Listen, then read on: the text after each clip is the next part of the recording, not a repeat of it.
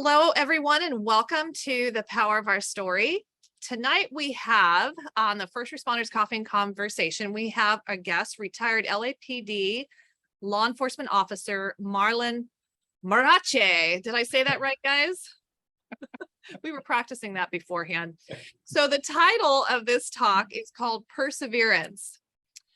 Life gives us many challenges and paths in which we walk only to fall down at times. Pick yourself up, persevere and grow. It's worth the fall. So Marlon is a retired 24-year veteran LAPD police sergeant. During his 15 years as a sergeant, he's prosecuted cops when he was in internal affairs, cops being charged with false statements. And he also defended cops when they were involved in officer-involved shootings. Thus, he has considerable expertise in police disciplinary matters from both sides. And we are all so happy to welcome you today, Marlon. Thank you for being here. Appreciate it. I really do. And why don't you tell us about yourself, your story, and then we'll have a coffee and conversation right afterward. Well, first and foremost, I would say that, as a true believer in God and faith, I used to be told by one of my mentors that God does his best work through people. It's so instrumental, which is what leads me to this. If you would have asked me a month into retirement to appear before you and all your wonderful guests here, I would have told you, I would have said, what are you talking about? It wouldn't have crossed my mind. I suppose that's the best way. And hearing these stories, not only am I touched, I feel blessed to be able to share my story. Certainly, each of us have our own paths that has had a lot of challenges, a lot of obstacles.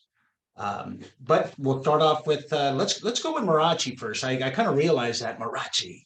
What people don't understand is that Marrache is actually a last name from Morocco. But I was born and raised in Lima, Peru. I lived in Peru for 12 or 13 years. And then I moved here in 1980 in southern scorching California in the San Fernando Valley. If you're familiar with the San Fernando Valley, for whatever reason, it just gets a little hotter here than it does anywhere else. But, that's Southern California for you. My parents were divorced. My dad is a retired admiral. He served 32 years in the Peruvian Navy. At one point, my brother, my sister, and myself pretty much became like, like a luggage case. We kept going back and forth. We didn't know if we were going to stay in Los Angeles, California, United States, or we didn't know if we were going to stay with my dad, with his new wife and his new life in Peru. And so ever since I was probably 7 or 8 years old, going back and forth, and then finally at 1980, when I was 11, 12 years old, I stayed here in LA with my mom. When I recall when I was 12 years old, I was like 11 years old, my dad took me to the beach with my brother, and he couched it in a way where he said, hey, listen, it's really ultimately up to you. Do you want to stay here, or would you rather go to Los Angeles, California and stay with your mom? It's almost as if he tried to soften the blow to pretty much say, you know what, I'm just going to let you guys go and abandon you guys, because 27 years later, he tried to make up the neglect and the abandonment within 7 years. And so throughout my life, which is the reason why when you got a hold of me, you wanted me to ask something about perseverance, I always felt like neglect and abandonment for me has always been an issue. Only because it really affects me with being consistent. So consistency and loyalty and commitment has always been an obstacle for me. But and I'll give you an example. I'm a high school dropout. I didn't have a father to really grab me by the horns, and I didn't have my mom because she was working 2 or 3 jobs. When my mother came out here to the United States, she remarried, And my stepfather is, I would like to describe him. He was like Scarface. He made probably my life even more miserable, to the point where we all, at one point, I think it was in '83 when I was getting ready to go to high school, he decided to just kick us all out. So my mom left with 4 kids. So it's me, my brother, my sister, and my younger sister, and left us out in the streets. So my mom had to get an apartment and work her ass off, 2 to 3 jobs, until, until we made it, made it everywhere. So my mom, to me, which is something that I really have a vision with women. Women to me are very, very, I put them really up in a pedestal because my mom is my hero. Without my mom's work ethics, that's where I get all my work ethics and my strength, no matter what the obstacle might be. And so in high school, believe it or not, I failed everything in 10th grade besides one class.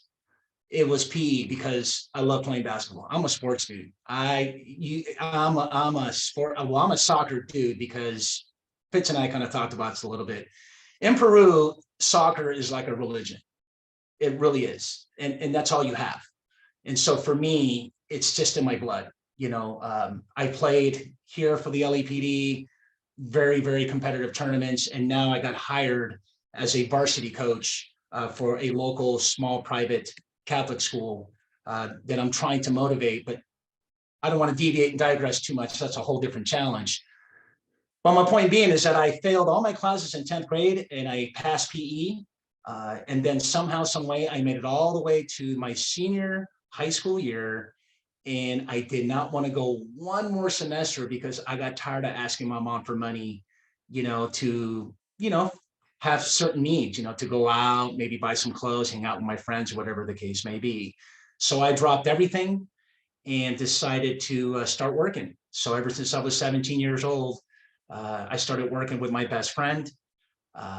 From 17 to 24 years old, 25 years old, all I did was just surf, party, club, and worked. Moved out with roommates with my friends. Probably the best of times. And I'm here to tell you, Sarah, there's nothing in my path that I don't regret because it makes me who I am today. Certainly, would I have loved to have gone and experienced the college life, the campus life, being in college, graduate, yes. But, my vision and my goal is for my 17-year-old daughter who just got accepted to a major universities. She's going to do that for me. So I'm a proud father when it comes to that. And so at 24, 25 years old, you know what, surfing, can only take you so much. I worked a whole bunch of jobs. I didn't know what I wanted to do. And sure enough, my best friend was thinking about being a police officer. My sister was heavily on drugs, cocaine, really plagued her a lot. So our family has suffered a lot because of drugs. So my sister, who's 4 years older than me, really impacted the harmony, and the happiness in the home, to the point where I just knew, you either fight or flight. So for me, it was just flight, that inconsistency. So in other words, when conflict presents itself, you know what, I'm out. And because I kept going back and forth, and that's all I really knew when I was young. And so at the time I said, you know what, I'm going to do what my dad did. I'm going to join the Navy.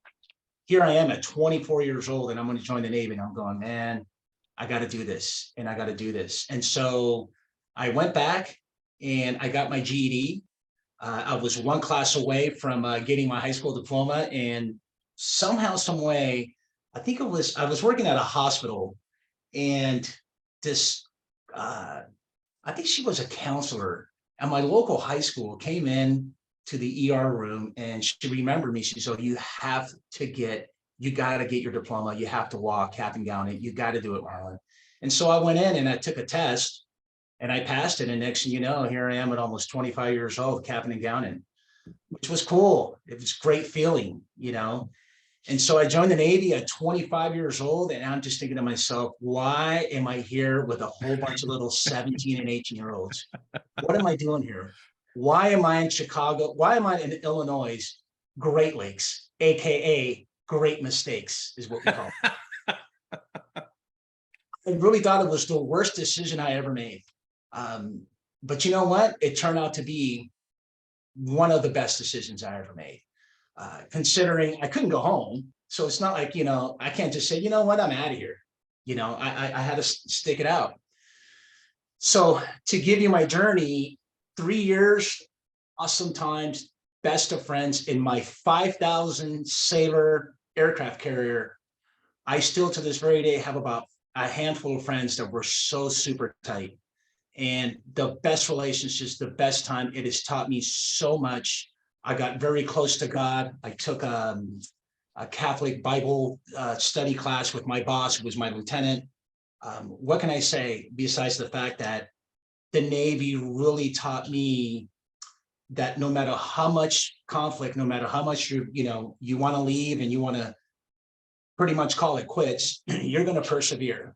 And I got the perseverance word because that's what my mom normally describes me. So if you were to say, hey, what is Marlon like, your son? She will say, Marlon is all about perseverance, because no matter how much you really fall down, you got to stand up and you got to go. And so I didn't want to re-enlist. My best friend was in the academy. And then he hits me up and he goes, hey, bro, this is a great gig. And I'm going, dude, really? I said, oh, man, I want to carry a gun? Don't want to carry a gun. And dude, what if just like the shooting and it's, I don't know, man. I don't know if I want to carry a gun for 20 years. What if I get into a shooting and something happens bad and, whatever. And he said, no, bro, you got to try it out.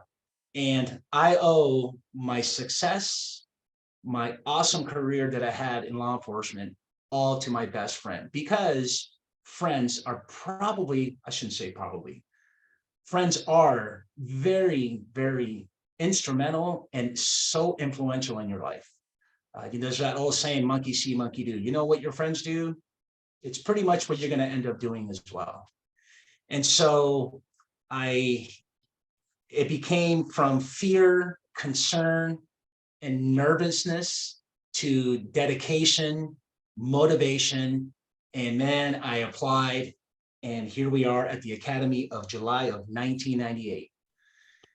And so I got in the academy, and even then I struggled. I struggled a lot with studying. They gave you like 3 or 4 tests a week. It was a lot for me to handle. But you know what? We made it. And so now I can just kind of give you a little journey about my career here in the Los Angeles Police Department. I'm blessed to be an LAPD alumni. I'm blessed to be part of this Leo family. I've seen a lot. Certainly suicides in my 24 years. I've seen many. I suffered, some major fallbacks on my own. I'm one of those cops that ended up getting a divorce. I'm one of those cops that, depending on supplemental income, I'm one of those cops that, I was never home. I'm one of those cops that actually doesn't like being home with the kids and the wife, and they think that work is like a vacation. And I'm sure you law enforcement officers can relate to that. Even as you joke around, sometimes you get to work, you're like, dude, so what's going on at home? They're like, bro, I'd rather be here than be at home. As much of a sense of humor that comment may be, in all reality, there's a problem with that comment, because if you don't want to be home, then there's a lot of issues at home, And so for me, I took a downfall, been divorced for 12 years. However, I'm not one really to toot my own horn, but my ex-wife and I are the best of parents. We get along extremely well. I would tend to think that says a lot about my character, about my personality, and I don't think she will ever challenge me because of the father that I am to my daughter. As a matter of fact, I made a promise to myself I would never, ever neglect or abandon my daughter. But she suffered some neglect and abandonment because I was that typical cop that I was never, ever home. because I wanted a better lifestyle, because I wanted, the goods and live a very good, life, where I can go and, buy this and go here and go there, I mean, at one point and Fitz can probably attest to this, or any law enforcement officer on this podcast, is we don't make enough. We really don't. Not to maintain a really good lifestyle. Look, if you're at home, if you keep your wife at home with kids, you're gonna have to work. You're gonna have to work more than you want, to at least have a house and and a car, for that matter, right? A mortgage payment and a car payment, on a cop's salary, it's just not enough. With that being said, back when I started working overtime in 2002, so you can imagine, I've been working overtime for 20 years, 22 years, nonstop. And so back in 2002, to keep my wife at home with my daughter, a cop's salary, I made what two cops made, two salaries. So if the salary is about 78 grand, I had to make $1.50 just to maintain what I had at home. And you know what, Sarah? All it got me was a divorce, because I was never home. And so for me, that is something that's always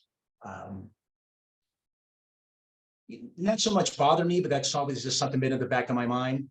And I always, even before I even left the department, I always wanted to have some group setting where we can talk about, to officers who've actually gone through a divorce, because certainly doesn't compare to any other, to PTSD or anything like that. But let me tell you something, emotionally, it gets the best of you. It really does. I don't care if you're that bitchin' SWAT, slick hair, buff looking dude. I'm describing Fitz, by the way, when he was young.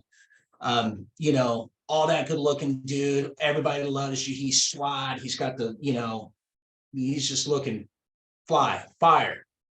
But even that person, if you go through a divorce or you're having problems at home, you know what? You're going to suffer. The problem is that it's always been a stigma with us men. Don't get therapy. Don't go. Don't do it. Even I did. I was one of those where, I think one of the conditions for me to reconcile with my wife was, hey, you need to go and get some therapy. And of course, my whole attitude about it was, did I know more than you? How is it that you know me when you're pretty much asking and answering questions that I already know about? And so I'm a big believer in asking for help. I'm a big believer in sharing. And I took a mental health intervention training course that is superb. And it really hit home with a couple of things.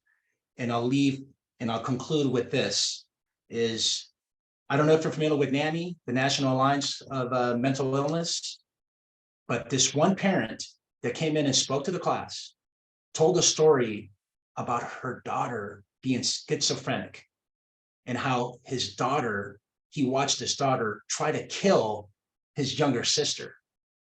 And for him to get up and tell us a story, not only is it powerful, it has such an impact, but what I got out of all that is when he specifically said, I'm sick and tired of society thinking that even if you have whatever mental illness, you can't talk about it and you can't be accepted.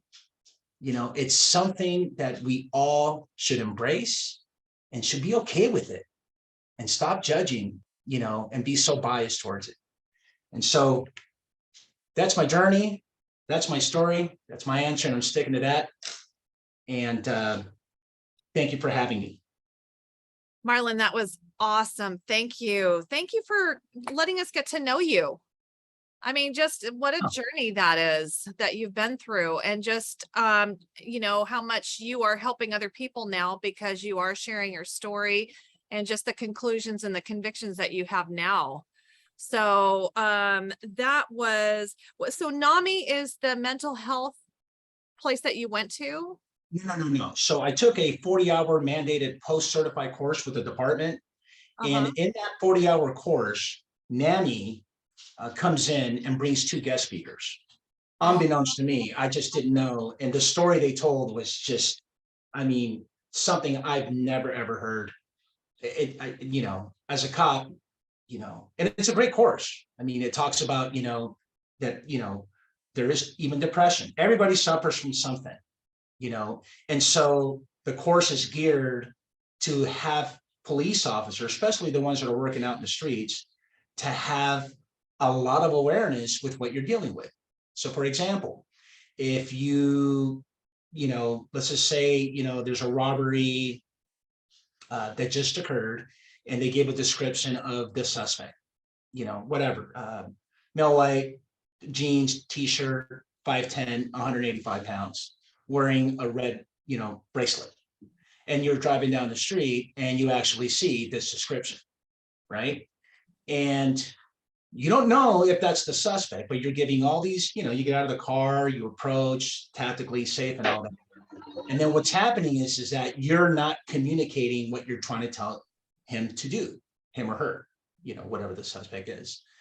And you don't know if they're suffering from autism. You don't know if they're suffering from something. And so what happens is all this communication and what you're trying to accomplish becomes very distorted. And now, because in the academy, and I don't know if Fitz and I didn't touch on this in his podcast, but we don't teach EI. EI is so huge. Emotional intelligence should be mandated in every academy course. And if you don't have that EI, then you know what? You're going to be a cop and do what you do. This guy's not giving me any orders. He's not listening to me. So now I got to do ATD, you know, what we talked about in the past. I'm going to ask you, I'm going to tell you. And if you don't listen to me, guess what, man? I'm just going to put you on the ground. And next thing you know, you find out that he suffers from autism, you know. And so that is a big wake-up call. That's a great class. And yeah, and that's it. I also might add, before you ask me the other question, is that I hated school, obviously, because I'm a high school dropout, right? Didn't like reading, didn't like it all. I managed to get my undergrad, and my best friend says, hey, bro, we're going to go to law school. I'm like, I don't want to go to law school. I just want to get my master's. No, dude, we're going to law school. We have to go to law school. And so at the time that he was asking me to go to law school is when I got involved with police discipline. And next thing you know, I'm sitting there taking the LSAT. Next thing you know, I'm in law school. And as a matter of fact, I think it was today or yesterday, 6 years ago, I walked on stage and got my degree, you know, and I did, thank you, yeah. And not only that, and I took the bar. I took the bar on Wednesday, 3 weeks ago, the California bar exam, so we're waiting for results in November. I only bring that up to say that, look, if I'm telling you my story, you have to know that I'm just not one to, I'm not a big prep guy. I don't like to prep. Don't ask me how I got through my cases because I made it happen. I'm that guy that just, it happens all right there. I mean, I'll prep, but I'm not a big like preparation dude. Oh my God, 2 weeks, let's get going. No, dude, you know, look, it's going to happen. I have it here and it all come together, you know. And the other thing too is my daughter. I think it was very, very important to show my daughter how important education is. And if she can see me struggling, which she did, you know, then it's going to work, you know, it's going to have somewhat of an impact for her. And lucky me, you know, she got accepted to a major university, which is all I wanted, you know. I told her I just wanted 3 things. I always told her this. I said, look, you got to graduate high school, don't get pregnant, and go to university. That's all dad wants. And you can even go to university, and if you don't like it, look, man, you're 18, that's on you. You know, you're an adult now. But at the very least, you said that you actually did it, you know, so. That's awesome. Congratulations, Marlon. You. That's amazing. Your story's amazing. Oh my gosh. And then law school and just taking the bar. And I mean, you definitely. Don't ask me how it happened. I don't know how I did it. Oh my God. But I did it. I did it. You certainly showed your daughter what perseverance looks like. I'll tell you what, Sarah, when nothing hit me until I was on stage and I was there in the cap and gown, and it hit me. I mean, while they're doing the ceremony, you know, you're on the stage and you can't really, it's kind of dark. You can't see the people. And I'm just sitting there with my classmate and I'm in tears, man. I'm just like, wow, this is actually happening. And that's what I always tell people. I said, you know what, just don't give up, persevere, man. Don't. No matter how hard the fall is, no matter where you're at, you know what? Someone's going to grab your hand and you can walk down that dark alley with somebody else. Is your mom still with us? Yeah, my mom, yes. My father passed away 7 years ago. My older sister, unfortunately, passed away from terminal cancer a year ago on August 13th. That's why we were in Henderson to celebrate her passing. She had it very, very rough. 27-year veteran of crack cocaine. She was diagnosed with stage 4 ovarian cancer. She completely, talk about, I suppose it runs in the family. Talk about a strong woman. She had to get her, I believe she had to get her tubes removed. And at the same time, she had to have a fusion, because of her back pain. And she did both surgeries. She had to take the ovaries out so the cancer, hopefully, will be reduced, right? The cells. That and a fusion. And then she stayed with me for recovery. And you know what? They gave her pain meds. And you know what she told me? I'm not taking not one payment because I know this is where, I won't do it. And I'm thinking to myself, you know what? I couldn't even do that. And I don't mean to sound too sexist, but you know what? Women, for whatever reason, are way stronger than us men when it comes to pain and emotions. I've really realized that. So. Wow. Well, I'm so happy that your mom got to see all this. Oh yeah. Sorry about your sister and your father, but it's really amazing that your mom got to see your perseverance. Oh, my mom is the best, man. My mom is still working. She's 72, 74. Good to go. You couldn't even tell. Yeah, she's awesome. She's awesome. That's great. Well, listen, I'd like to open it up. Does anybody have any comments or questions? And Michelle. Far away. Hang on. First of all, okay. Go ahead. Sure.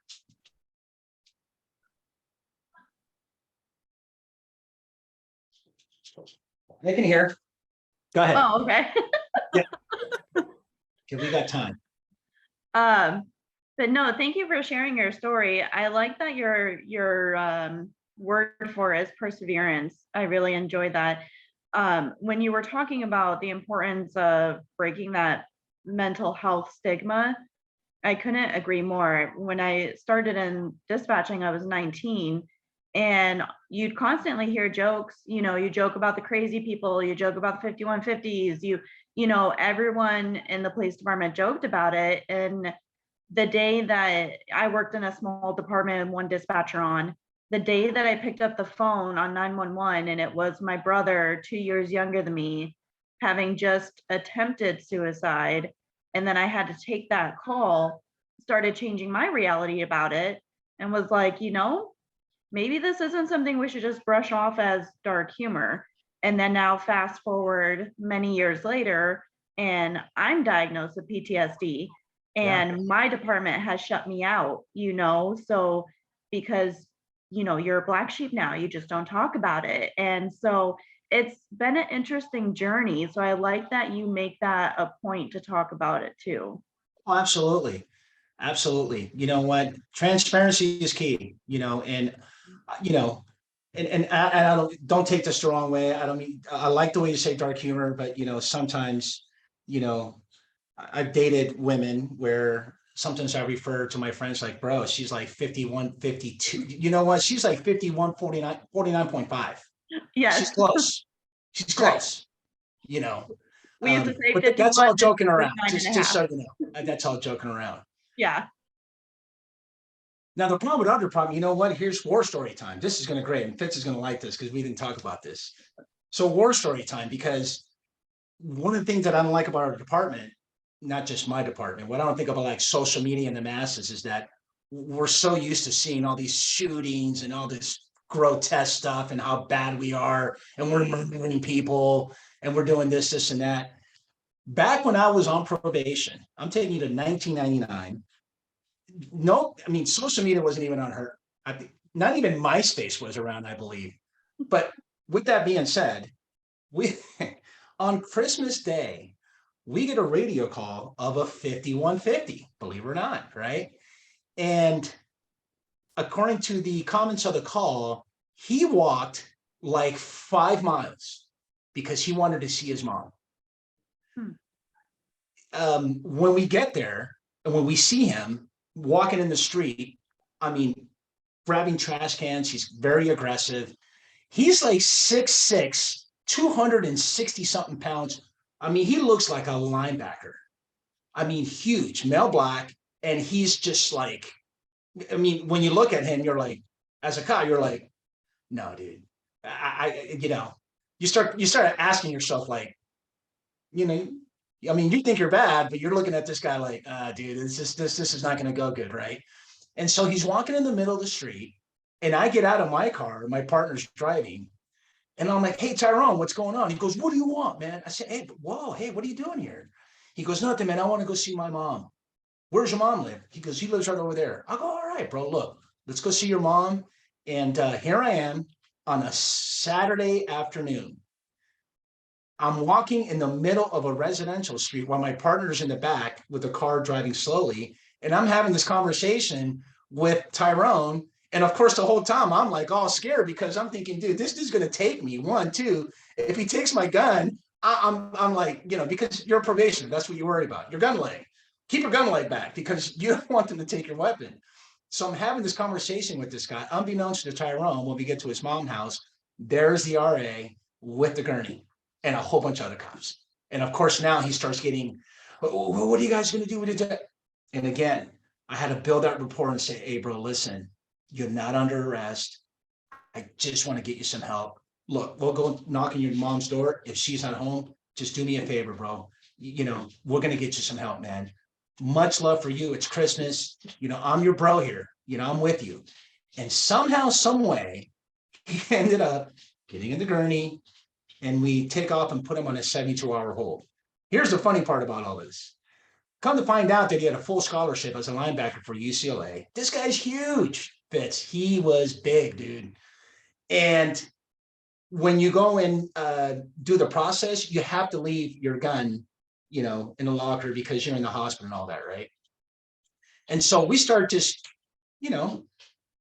shooting the shit and just talking. He's telling us about, he got accepted to UCLA. He gets a little emotional, talks about his mom. And as we're getting ready, he's getting ready to go in, we're walking out. He comes up to me and he goes, hey man, you know what? You're such a good dude, this and that. And he comes and gives me this hug and completely like wraps like, and picks me up. Like, I mean, and the whole time I got my hand on in my holster, like, dude, realizing that I don't even have my gun. I'm like, turn around. He goes, hey man, you're a great dude, man. Thank you for being there for me. And my partner's looking at me like, and he's just laughing. He's like, dude. And my partner goes, hey bro, I go, no. Go give him a hug too. I'm not the one who's going to get a hug also. So he gave him a hug.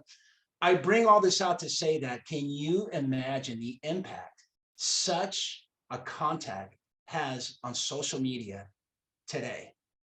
You'll never hear that because people don't want to hear the good that we do. Even you, they don't want to hear the good that you do, but we're always so good at the bad. So I'll leave you with that.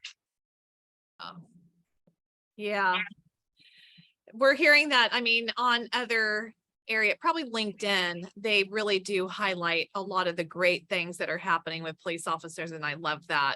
I love that because you're right. Social media is just not healthy. Janet. Hey, thanks. Thanks for sharing, Marlon. I too was a high school dropout. I left with one subject. I grew up in a small town, but have gone to university in my 30s, 40s, 50s, and then of course now in my 60s. I'm a starter. I've got lots of learning, no degrees, but I can say you're building a legacy for people to watch. And that's what I see. I've got 4 grandchildren and now a great grandchild. And I was a 50-year-old climbing a mountain every day on an archaeological dig in Greece with a bunch of 20-year-olds. Wow. And then studied in Italy, first century Rome. And it's powerful when you can I want my kids and my grandkids and anybody who sees me, you don't have to stay where you think you are. Uh-huh. It took one person to change my life. And she convinced me to go back to school to apply for university as a mature student. And if all of us can inspire one person to go forward in their life, just look at the difference that'll make. And I don't know your codes up in Canada. We just call them an MHA. But interesting how a dispatcher can make a difference too. I can remember one night I had somebody like that, and I grew up, my father drank a lot. And so most of us already know that you have to humor a drunk. You can't get them mad. Once you get a drunk mad, you've lost them. And I had this guy all calm down. All he did was want to talk. And we had a system that, if he called again, he wouldn't necessarily get me, he'd get another operator. Uh-huh. And they had him so riled up, the other operators, that we had to send the police to him. I had him calm down and he wanted to call back to talk some more, but we don't always have the time, and it just throws them off. And that's so sad that that happens. So I'm going to look into that, Nami. I brought it up. So thank you for sharing about that. Absolutely. Absolutely. I hear Thank a you. lot of good things about NAMI. We have an office like a mile away from our house, and it's kind of like this in a way. There's just a lot of support with people, like even parents that have maybe a child that has a mental health issue, or I've been meaning to go and vet them. Like I haven't actually been to see the group myself, but I know that they're doing a lot of great work. So I'm glad you brought that up, Marlon. I would have never heard of them had I not would have been involved in this particular course. And God bless, look, there's bitching stuff about cops. Oh, I used to love surveillance. I can, undercover work. That's exciting. SWAT is, wow, and I think other sexy jobs is like tactical flight officer, being in a helicopter. That's bitching. All that stuff is bitching. But when you start talking about, the root and really getting to the heart of the matter of what people really suffer from, that's where it's all at. And that's what it taught me when I attended this course. So That's great. It's good to hear that they're doing that.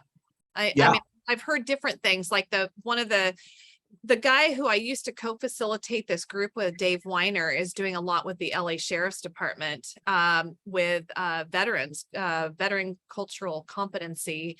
And then he leads classes for law enforcement in LA. Yes. Yeah, just to, how do you diffuse in these situations? And so it sounds like there's just a lot of good stuff going on. Yep. Yeah, that's great. Okay. Pat. Marlon. I know it seems like the way we were kind of going back and forth that Marlon and I have known each other for a long time. We actually haven't. We recently connected, Marlon, a couple of weeks ago? Just a couple of weeks ago, brother. And we connected immediately. Marlon, you are the embodiment of resiliency. Your attitude, your zest for life is infectious. And I commend you, brother, for your service to LA and the citizens of LA and LAPD and what you're doing now. And again, resiliency. My mom, I grew up in an Italian Catholic family, and my mom used to tell us all the time, look, God never gives us more than we can handle. I know when we're going through it, and Marlon, you know my story, Sarah, you know it, and others on here, it felt like, and I know everybody can relate to this, everything's crashing down and you can't take anymore. But I really believe that, we're never going to get more than we can handle, as long as we, like Marlon said, just keep going, man. One day at a time. So brother, I love you. I can't wait to meet you soon. And Yes. I have to hop off the call, but Sarah, thank you. A pleasure as always. Marlon, I'll talk to you soon, brother. And Sure will. Thanks for everybody being on here. If I can help any one of you, please reach out to me. You got it. See you, Pat. See you guys. Take care. Thank you. It's always fun to see people just come back and say hello. Yeah. All right, Brenda. Okay, so let me just really quickly say NAMI, I am not with NAMI, but my former director for the suicide prevention organization I'm with is actually now the director for Los Angeles NAMI. So Awesome. I, as a nurse, will tell you they do amazing for people, whether you are someone that deals with mental illness yourself personally, whether you have a family member that deals with it, or whether you are actually the family member. So they have amazing services, and I'm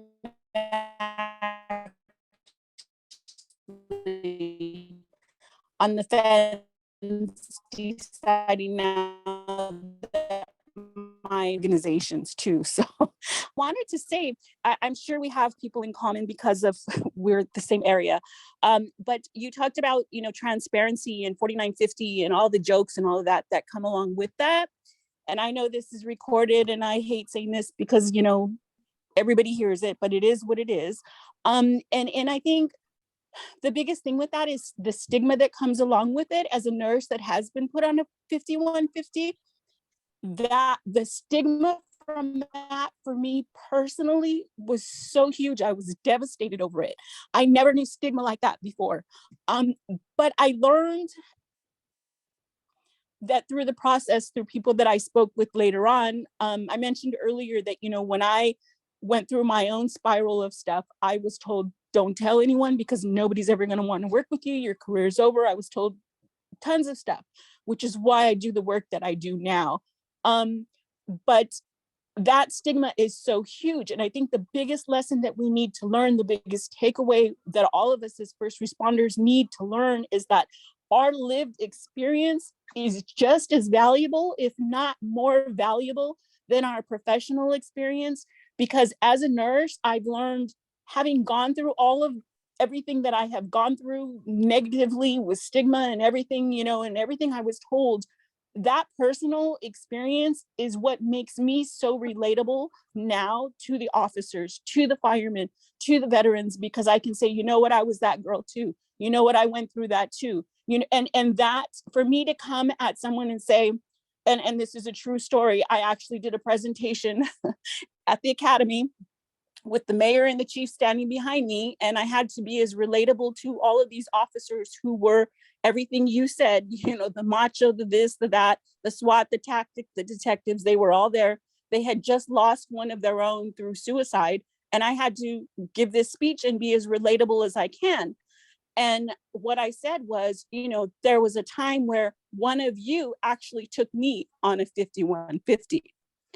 And to stand there and say that, afterwards I was told, I can't believe you said that. And I said, well, but that's reality. This is the truth. I am at an event with law enforcement who just lost one of their own. If I want to connect with them, there is no better way for me to connect with them to say this, this is reality. And it's interesting in that months later, I was at headquarters and I had someone come up to me and say, what, I remember you. You're the girl that said such and such and such. I'm like, oh, great. Now I'm always going to be remembered by being, that I said, yeah, y'all took me on a 5150. But, and there was another event where someone came up to me, I was at that event. I remember you said this. And I think my point being is that the thing that I had the most stigma about and was so embarrassed about is the thing that makes me so much more valuable. And amongst all of us, we don't want to talk about it. We don't want to share. We don't want to be judged. We don't want to hear, this or hear that. And my point again being, we need to talk about it. That's why I do the work that I do. That's why I talk with officers. That's why I, share. And there's times where I struggle and trip over my own words because I still deal with the trauma and the PTSD. But again, our personal life experience is so valuable that we forget and we don't know. And I think that's something else that we need to share with each other. It's not just our personal experience. It's that home life. Like you said, the guys that are working, that are never home, that are never home, that are never home. There's a reason behind that. And once we open that up and start talking about all of that, I think all of us in a whole will do so much better. Very well said. Thank you, Brenda. You're welcome. That was powerful, Brenda. Thank you so much. Yeah. Yeah, I'm actually working that event. It's coming up again. And I'm waiting to see who's going to come up to me now. You know, the pandemic, we haven't been out in public. So I'm waiting to hear, oh, I remember you, you're the girl. But, you know, it is what it is. And, you know, and it's helped. You know, I've had the captains come up to me, the commanders come up to me and start talking to me, sharing, and at different events throughout, you know, all the counties that we cover. But it really has made a difference to help open up, like, hey, here's this girl, this nurse that's in charge. And you know what? She went through it too. And we were there to help her. So it's okay for them to help us now. Yeah. It's just amazing how a story like yours, Brenda, you know, Marlon, any of our stories, people can hear one story and it can totally bring a huge shift. Like the reason why the power of our story is happening is because one veteran who I sat next to in counseling class shared his story. And I was so taken back, like, oh my gosh, this is happening to our veterans. This is happening to our first responders, that they're dealing with this trauma, you know? And so Brenda, I'm super proud of you. I just wanted to say thank you again for that. Thank you. You know, I mean, that's been my fight for years, that, you know, the nurses too, include the nurses, include our law enforcement, because I've seen it from both sides. And it wasn't until the pandemic when, you know, people were going over the deep end, and especially the first responders, because they were the ones that were out there front line. And now it's coming to the forefront and people are talking about it. You know, it's been going on behind the scenes for years. Those of us that are in the field as long as I have and everyone else, we know it. It's just finally coming to the surface where now it's becoming acceptable and okay to talk about. And it never should have been that way.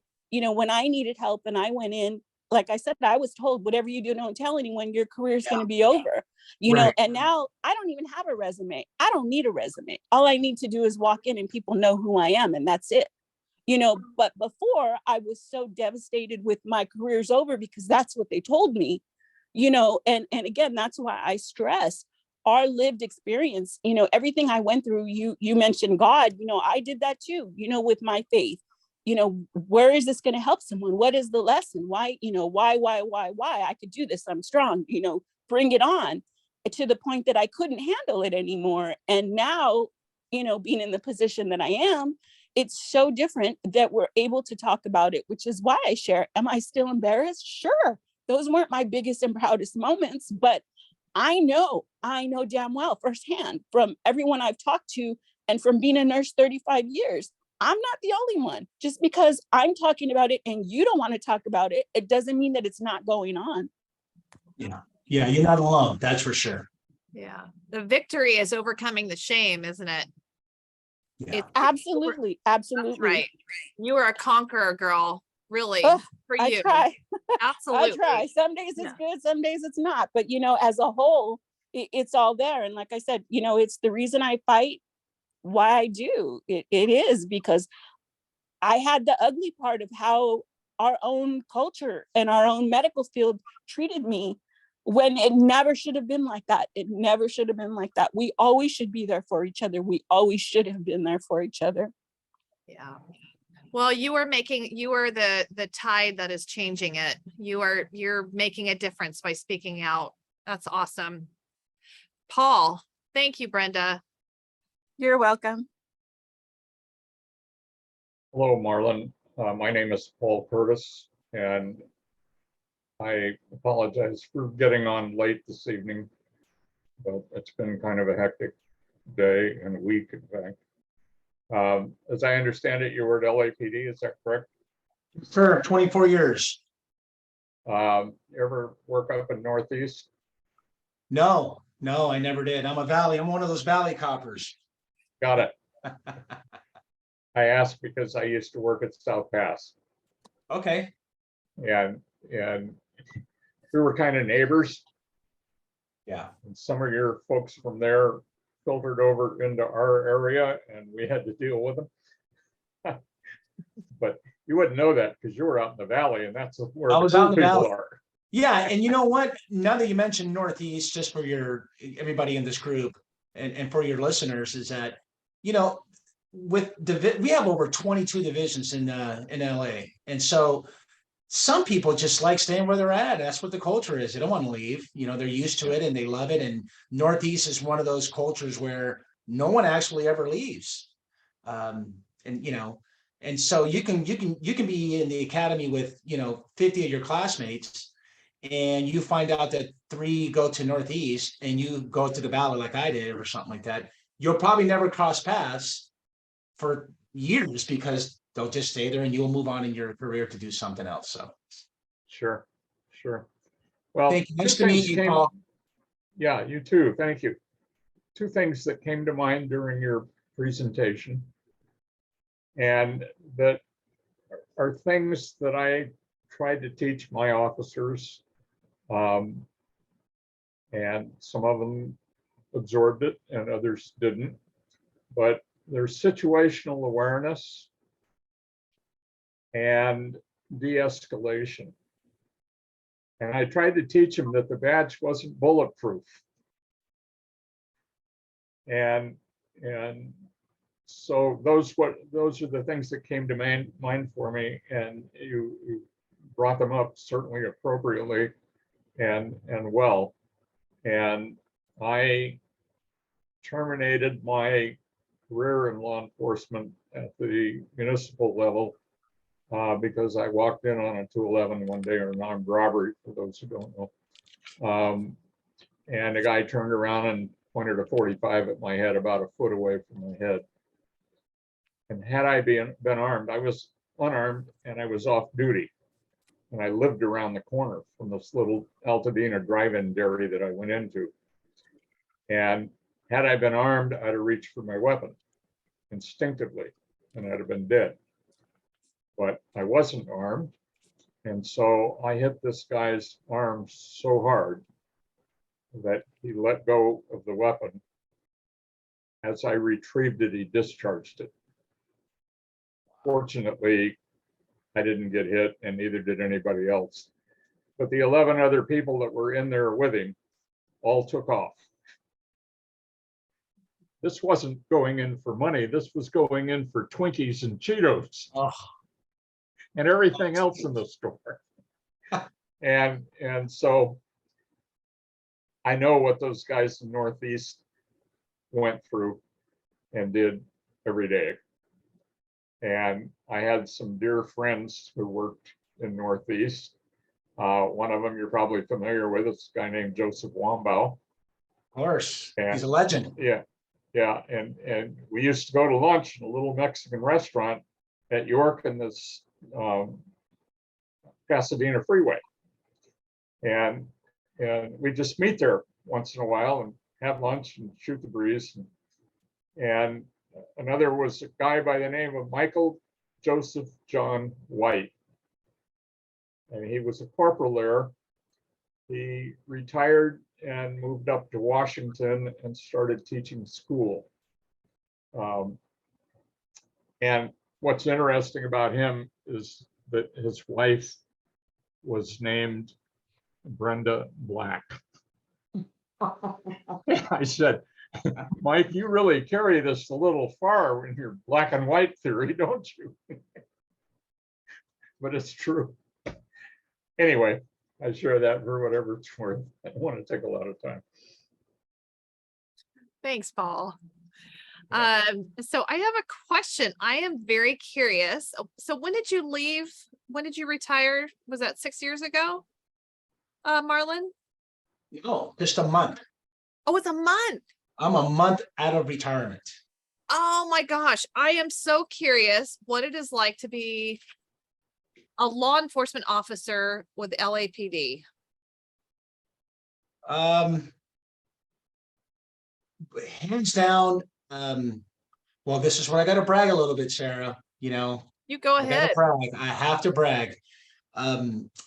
What is it like being a police officer today? I can tell you that it certainly wasn't what it is 25 years ago. I would applaud and hug any candidate that's trying to come on the job to be a police officer today, because what you're required to do is so much. Not only is it so much, but you're expected to do a lot, and the scope is so micro. It's so narrow that you are being watched, and you are being exactly every single one of your moves. And even if you do the right thing, you can still get in trouble. And so the expectation, in my opinion, is just a little overwhelming. And you know what? I applaud any candidate that wants to come on the job. I'll give you an example of some statistics just to give you an idea. Back in 1997, 1998, when I was applying, there used to be 1,000 applicants a month. And out of the 1,000, they only chose the best 5%. So think about that. That's about 50, right? Out of the 5%, they took the best 10%, which is now you're down to 25. Out of the 10%, they took another 50%. So now you're looking at about 15. Out of the 15% was another 30% from all those statistics as it goes down to domino.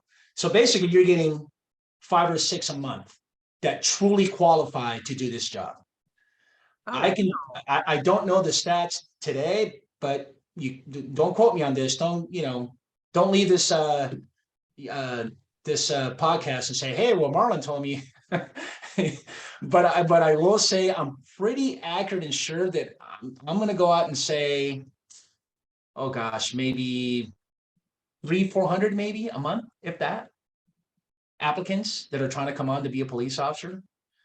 And so you can imagine the reduction and the shortness we have with people wanting to do this profession, And so for me leaving, you know what, now that I look back, just a month having to reflect, it's a lot. There's been a max exodus. Of course, this, from even the pandemic with the George Floyd incident.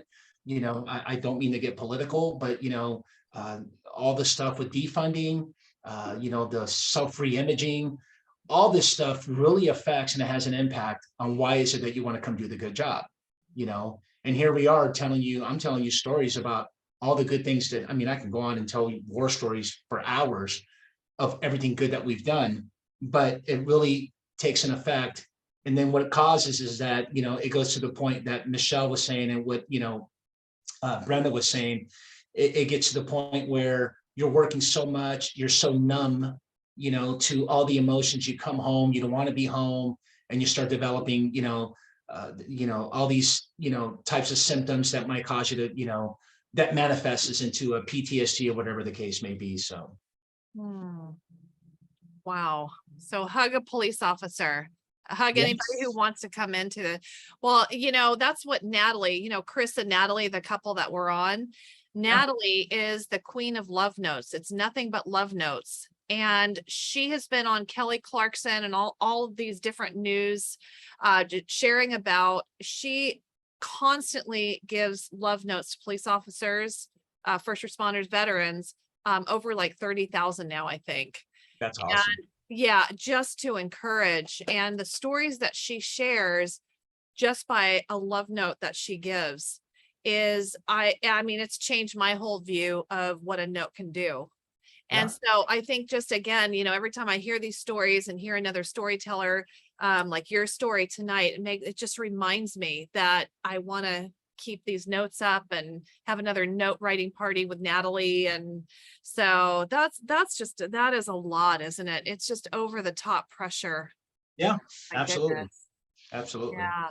Oh, Paul, did you have another comment? Yes. Marlon, do you remember the days of the growler and the Coke cans on top? Yes, of course. Okay. Well, that's back when I was in. And what I have experienced, and I've gone on to do other things, but my experience is that I do not have the temperament to become a police officer today, because it is just way too unreasonably demanding. And there is so little support. Unfortunately, a lot of our departments, and I was back there when Daryl Gates was there. Yes. In fact, he gave me a 2-inch Model 66 as a gift. Nice. Yeah, and he was an absolute gentleman, but he knew how to stand up to city council and just tell them how it was going to be, rather than volunteer. And he didn't have to do that very often, but when he did, he wasn't afraid to. And the leadership has changed so much in so many of the departments. And they have become political as a means of covering their own behinds and hoping that their career will last long enough for them to retire. And that's a pretty scary reason to have to perform the way you do. Yeah, absolutely. Absolutely. You know, and so, and I'm sure that's true for a lot of departments. Oh yeah, that's Not all the just way. Southern It's not, California. it's not my beloved LAPD. It's all across. Yeah. Anyway, thank you for your participation this evening and for sharing your story. Thank you, Paul. That means a lot to all of us. Thank you. I appreciate it. Any more questions? Because unfortunately, I have to leave pretty soon to take a drive down to the beach and have dinner as the sun sets. I guess that's the best way to put it, right? Oh, we got to let you go. That just sounds too, a Southern California sunset. Oh, listen, Marlon, this was really good. And I think just hearing your story, you putting it out there, having this conversation, I think every story is just going to start building these bridges, with everybody who watches this. You add so much to what we are learning too. And you're a new friend. You're a new part of our family. So I want to thank you so much for coming on. Thank you for inviting me. You know what? I'm here with open arms. Please invite me again. You can more than welcome let anybody else know if they want me to appear. That's what I'm here for. I made a promise to myself that I want to, not that I want to be heard, but I want to share my experience, and my experience, as Patrick will tell you, and we didn't really get into it that much, is I'm all about internal discipline. I don't think there's a podcast guest that I have met yet that is willing and able to talk about the internal issues that we have that happens between internal affairs, command staff, and an accused employee, and what they go through, what the process is like. And if I can bring through my experience and share some awareness of what it is that people go through, because I've been on both sides. I've defended cops and I prosecuted cops. And so for me, I've made a promise that, as much as I can get out there, by all means, let anyone know and invite me back, and would love to come on this family. I really appreciate it, Sarah. We will have you back on that one. Yes, definitely. Thank you.